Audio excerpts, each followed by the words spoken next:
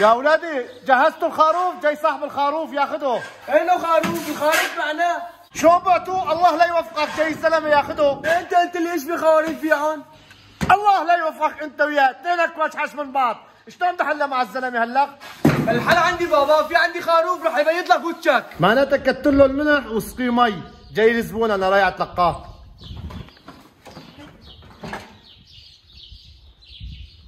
تعال عندي تاتا، كتر له ملح وسقيه مي. يلا لشوف. يا هلا وسهلا ابو احمد. لك على راسي يا برائد، على راسي والله. الله يسلمك يا ابو احمد. هالخروف اللي عندي تركنا لك اياه، الاولاد تركي لك اياه. بتعرف ايش خروف ابو احمد؟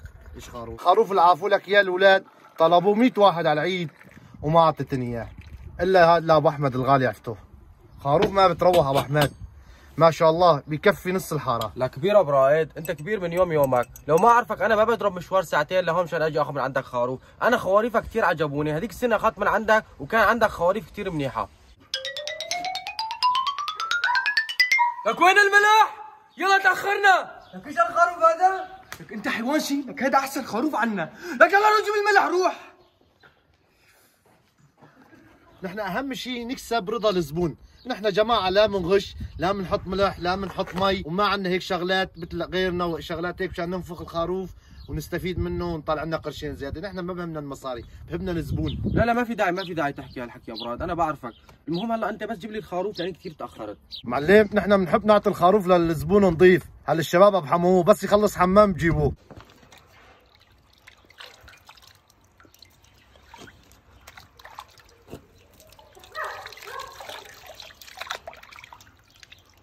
شايف هذا الخروف؟ بدك طعميه حجر ما راح يصير.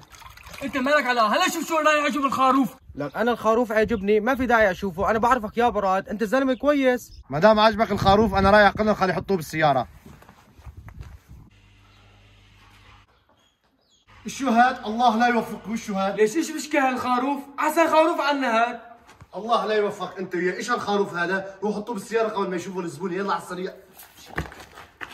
يلا يلا بسرعه بسرعه. حطوه بالسياره. ان شاء الله يكفيني المصاري لان الخروف كثير كبير. معلم خروفك صار جاهز بالسياره. يلا ما في مشكله، الله يعطيك العافيه. الله يعافيك بالسلامه. الله يعطيكم العافيه يا شباب، الله يعطيكم العافيه. وين الخروف هون؟ هون بس لا تفتح الباب، ما في ثقه بيناتنا معلم. لك لا مو انه ما في، بس انا وين اشوفه؟ ما في داعي تشوفه، تفضل معلم على السياره تفضل. لك لا يا اخي مو انه موضوع ثقه، بس لازم اشوف الخروف. كل شيء ولا تشوف الخروف معلم، خروف كويس. لخي ما دام كويس خليني اشوفه. توكل على الله اخوي، توكل على الله عشان تلحق تذبحه وهذا الوقت للذبح. لخي ما بطلع من هون. توكل على الله معلم، توكل على الله. ما بطلع توكل على الله خاي، توكل على الله. بس خليني اشوفه بعد اذنك. لا توكل على الله خاي. خليني اشوفه، انا ما باخذ. توكل على الله لا تشوفه. الله لا يوفقك عليك خروف. ايش هذا جايب لي صوص لخروف؟